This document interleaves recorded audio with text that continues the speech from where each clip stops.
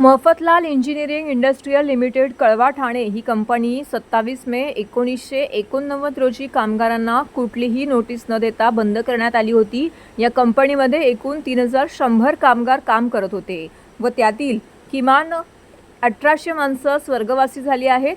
विशेष म्हणजे 2012 पासून या प्रकरणात ठाणे शहराचे आमदार संजय केळकर यांनी प्रत्यक्ष जातीने लक्ष घालून कामगारांना कधीही न मिळणारे पैसे 20% मिळवून दिले। पुढील कामासाठी त्यांचे कायम प्रयत्न चालू आहेत। एकूण जागा 123 एकर होती, पण ती जागा लँड ऑफ होती, म्हणजेच वर्ग 1 आणि वर्ग 2 प्रकारे होती। ती जागा आमदार संजय केळकर यांनी मुख्यमंत्र्यांना भेटून संपूर्ण एकत्र करून दिली आहे। न्यायालयीन आदेश पारित होऊन सुद्धा मालकाने कायदेशीर देणी देण्यात किंवा कंपनी चालू करून रोजगार उपलब्ध करून देण्यात कुठल्याही इंटरेस्ट न दाखवल्यामुळे 1 फेब्रुवारी 1999 ला मुंबई उच्च न्यायालयाच्या रिसिव्हरच्या ताब्यात गेली। नंतर मुंबई उच्च न्यायालयाचे न्यायवाद काथावाला यांच्या आदेशानुसार या जागेवरती कुंपण घालण्यात आले। त्यानंतर त्या जागेचे 3 वेळा लिलाव प्रक्रिया पुकारली गेली, पण विकासकाकडून कुठलाही प्रतिसाद न मिळाल्यामुळे आजतागायत जमीन विक्रीचे घोंगडं भिजत टाकले आहे।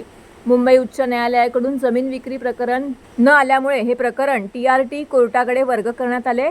त्याचे 2024 रोजी पहिले लिलाव पुकारले गेली, त्यामध्ये कोणीही विकासक आला नाही। त्यानंतर आजपर्यंत सर्व प्रक्रिया थंडावली आहे। तिथे गेल्यावरती तिथे रिकव्हरी ऑफिसर कुठल्याही प्रकारचे समाधानकारक उत्तर देत नाहीत, असं ह्यावेळी किरण मोहिते व उपस्थित मान्यवरांनी सदर पत्रकार परिषदेमध्ये प्रसार माध्यमांशी बोलताना सांगितलं आहे।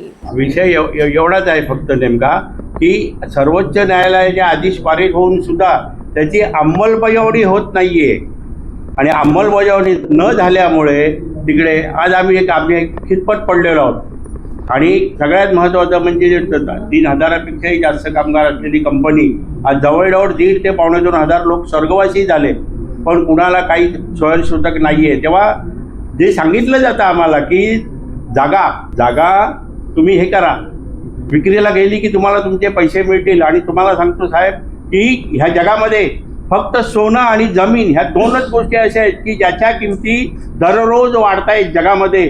पण आमच्या बाबतीमध्ये मुंबई उच्च न्यायालयाने जो सर्वे केला होता आणि त्याची रक्कम ठरवली होती 1132 कोटी, ती आज 900 कोटीवर आणून ठेपले। मग आमच्या जागेची किंमत सुद्धा कमी का होते यावर कुणाचंही लक्ष नाही। तेव्हा सगळ्यांना माझी हात जोडून विनंती आहे की बाबांनो आता अंत पाहू नका, तिकडे अंत्यविधीला सुद्धा पैसे उरलेले नाही आहेत कामगारांकडे, तर तातडीने लक्ष घाला आणि आम्हाला न्याय द्या। जमिनीची व्हॅल्यू कम तिथलेच काही राजकारणी लोक आहेत ना त्याच एरियातले, ते त्याच्या पाठीशी आहेत।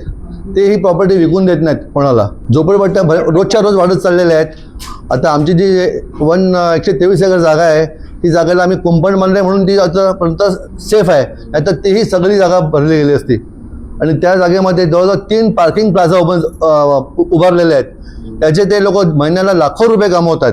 इथे कोणाचं लक्ष नाही आहे तिथे, म्हणजे DRT कोर्टाचंही लक्ष नाही आहे। तर तिथे जरा लक्ष देऊन जरा तिथे काहीतरी आपण काहीतरी करावं बस। सर, मागणी मान्य नाही झाली तर काय नेमकं पुढचं पाऊल कसं असणार आहे कामगारांचं? आता साहेब सगळे आम्ही माणसं सगळे झालेले आहेत 60च्या पुढे, तर आम्ही काय करणार याच्या पुढे? लोकांना चालता येत नाही आज लोकांनाच रस्त्याने। तरी पण आमचे जे संजय केळकर साहेब आहेत, आमचे आमदार, माननीय आमदार, त्यांचे अथक प्रयत्न त्यांचे चालू आहेत आणि ते करतील याची आम्हाला गॅरंटी आहे। आम्हाला तेच करणार काम आमचं।